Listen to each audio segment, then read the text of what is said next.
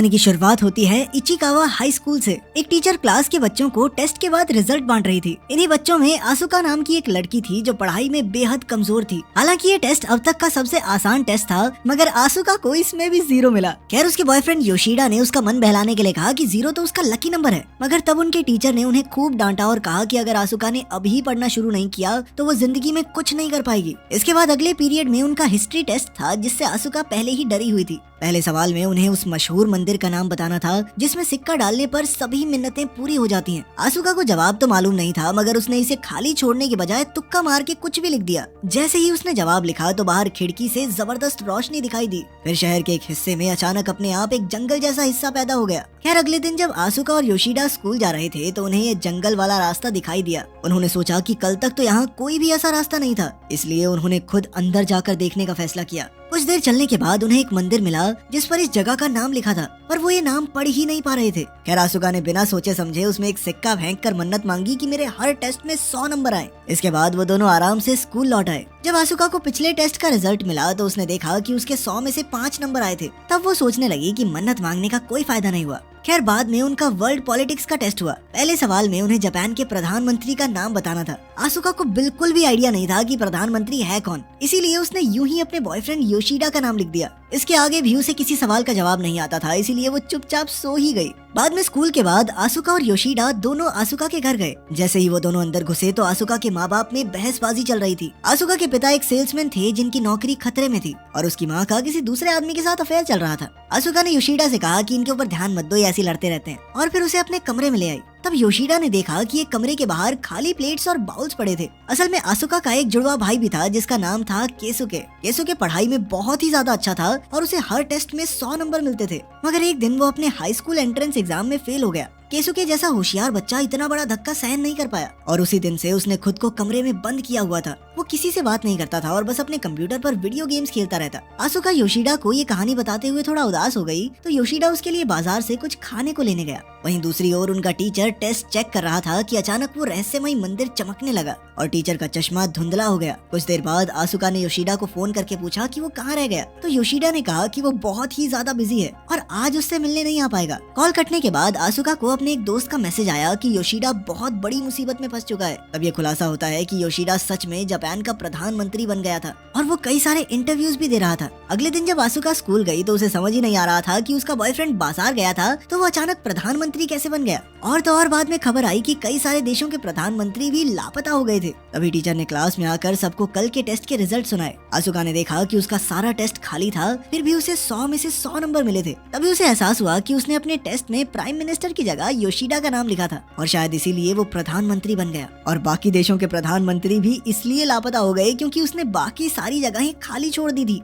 आखिरकार उस मंदिर से मांगी हुई मन्नत अब पूरी हो रही थी। अब उसे टेस्ट में पूरे नंबर देने के लिए उसके जवाब के हिसाब से दुनिया ही बदल जाएगी। खैर अपनी गलती को सही करने के लिए आसुका ने गूगल से देखकर टेस्ट में सभी सही जवाब भर दिए और खुशकिस्मती से सब कुछ पहले जैसा हो गया। योशिडा को प्रधानमंत्री के पद से निकाल दिया गया और बाकी देशों के पीएम भी सही सलामत थे। खैर अब भी मुसीबत टली नहीं थी क्योंकि अब अगले टेस्ट की बारी थी, लेकिन आसुका ज्यादा घबराई नहीं क्योंकि उसे लग रहा था कि मैथ्स टेस्ट में गलत लिखने से क्या ही बदल जाएगा। फिर स्कूल खत्म होने के बाद योशिडा आसुका से मिलने आया और उसे बताया कि उसे प्रधानमंत्री के पद से निकाल दिया गया है। तब आसुका ने उसे शांत किया और अपनी नई जिंदगी के बारे में बताया, मगर योशिडा को यकीन ही नहीं हुआ कि जो कुछ भी हो रहा है वो सब आसुका की वजह से हुआ। इसलिए उसने आसुका को कागज पर कुछ लिखकर ये साबित करने को कहा, लेकिन इससे पहले ही अचानक शहर के बीचों बीच बना टावर अपने आप ही जोरों से हिलने लगा। असल में ये सब भी आसुका के मैथ्स टेस्ट में गलत जवाब देने की वजह से हो रहा था। अब आसुका और योशिडा दौड़कर टीचर के कमरे में गए और उसके टेस्ट के सारे जवाब सही किए, जिससे टावर एक बार फिर से पहले जैसा हो गया।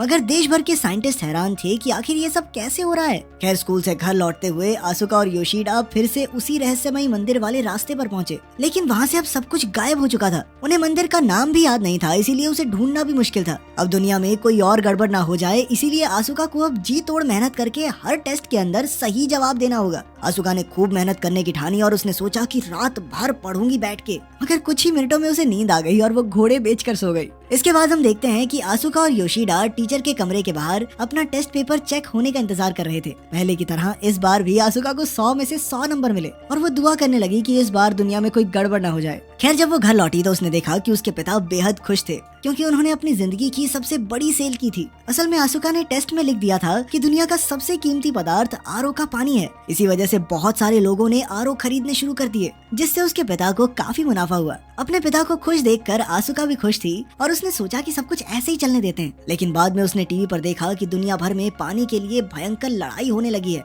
अब चीजें हाथ से बाहर हो गई थी, इसलिए आसुका ने तुरंत ही अपनी टेस्ट शीट में जवाब बदल दिया और सब कुछ पहले जैसा हो गया। तभी उसके दिमाग की बत्ती जली और उसने अपनी इस ताकत के जरिए अपने माँ बाप की लड़ाई सुलझाने की सोची। अगले दिन जब टेस्ट में उससे पूछा गया कि कौन सा एस्ट्रोनॉट अंतरिक्ष में जाने वाला है, तो उसने अपनी माँ के नए बॉयफ्रेंड का नाम लिख दिया। इसी वजह से उस आदमी ने आसुका की माँ से ब्रेकअप कर लिया और अगले दिन वो अंतरिक्ष में चला गया। ब्रेकअप के बाद उनकी माँ अपने परिवार को समय देने लगी और उनकी जिंदगी फिर से खुशहाल हो गई। अब आसुका को अपने भाई केत्सुके की मदद करनी थी, इसीलिए उसने अपने अगले टेस्ट में लिखा कि उसका भाई केत्सुके अपने कमरे से बाहर आकर सबको गुड मॉर्निंग कहेगा। लेकिन ये प्लान पूरा होने से पहले ही फेल हो गया, क्योंकि केत्सुके के बाहर आने से पहले ही उसके पिता केत्सुके के कमरे में जबरदस्ती घुस गए और उसे बाहर आने को कहने लगे। इससे उनके बीच में काफी बहसबाजी शुरू हो गई और बातों ही बातों में पता चला कि आसुका के पिता को फिर से नौकरी से निकाला जाने वाला है और उसकी माँ फिर से किसी और से बातें करने लगी है। तब आसुका को एहसास हुआ कि उसकी शक्तियों के इस्तेमाल से घर की हालत कुछ ही समय तक ठीक हो सकती है, लेकिन वो हमेशा के लिए तो नहीं टिकेगी। तब उसने खुद अपने भाई से बात करके उसकी मदद करने की सोची, मगर वो कोई जवाब नहीं दे रहा था। इसलिए आसुका उसके कमरे के बाहर बैठकर जोर जोर से टेस्ट की तैयारी करने लगी। केसुके बेहद होशियार था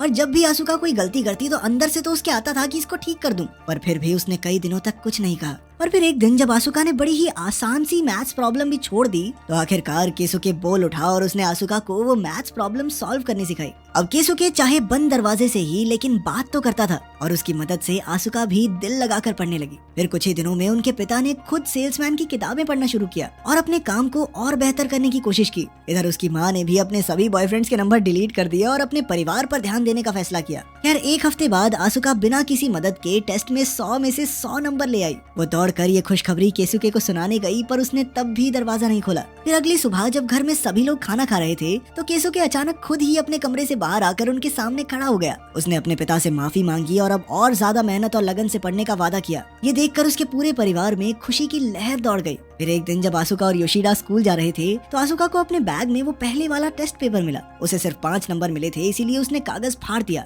मगर जैसे ही उसने कागज फिर से जोड़ा, तो अचानक उसी जगह पर वही जंगल वाला रास्ता बन गया। तब उसे एहसास हुआ कि उसने मन्नत पूरी करने वाले मंदिर के बारे में इसी टेस्ट में लिखा था। उसके जवाब की वजह से यहाँ नया मंदिर खड़ा हो गया था। अब योशिडा और आसुका एक बार फिर से मंदिर में गए और मन्नत मांगी कि आसुका की हर बात सच ना हो, ताकि सब कुछ पहले जैसा हो जाए। उन्होंने थोड़ी देर इंतजार किया, मगर वो मंदिर अब भी वहीं था। इसके बाद स्कूल में टीचर ने फिर से उन्हें एक टेस्ट दिया, जिसमें ज्योग्राफी और दुनिया की आबादी के बारे में सवाल थे। तभी अचानक आसुका को याद आया कि उस मंदिर में सिक्का डालने पर ही इच्छा पूरी होती है, यानी सब कुछ पहले जैसा करने के लिए उसे सिक्का वापस निकालना होगा। उसने फटाफट टेस्ट पूरा किया और मंदिर में से सिक्का निकालने पहुंची, मगर वो सिक्का एक बक्से में बंद था। आसुका ने एक लकड़ी से सिक्का बाहर निकालने की कोशिश की और वो कामयाब भी होने ही वाली थी। वहीं दूसरी ओर केसुके और उसके माँ बाप उसके भविष्य के बारे में बातचीत कर रहे थे। वो जिंदगी की एक नई शुरुआत करने के लिए काफी उत्सुक था। उसकी माँ ने भी सबको परेशान करने के लिए माफी मांगी और आखिरकार सब कुछ ठीक हो गया। उधर आसुका का टीचर उसका टेस्ट पेपर चेक कर रहा था और उसे हमेशा की तरह 100 नंबर मिले। लेकिन फिर उसी वक्त आसुका ने अचानक सिक्का फिर से गिरा दिया और सिक्के में से अद्भुत रोशनी निकली। कुछ ही पलों में हम देखते हैं कि मंदिर के बाहर कोई नहीं था, बल्कि पूरा शहर, देश, यहाँ तक कि पूरी दुनिया खाली हो चुकी थी। मानो सभी इंसान एक ही झटके में गायब हो गए हों। अंत में हम देखते हैं कि आसुका के टेस्ट में आखिरी सवाल था कि दुनिया की आबादी कितनी है। आसुका ने वो जगह खाली छोड़ दी, जिस वजह से पूरी दुनिया के इंसान गायब ही हो गए। अगर आपको ये ताकत मिल जाए तो आप टेस्ट में क्या लिखेंगे, वो बात कमेंट्स में लिख के हमें बताओ। बाकी मिलते हैं अगली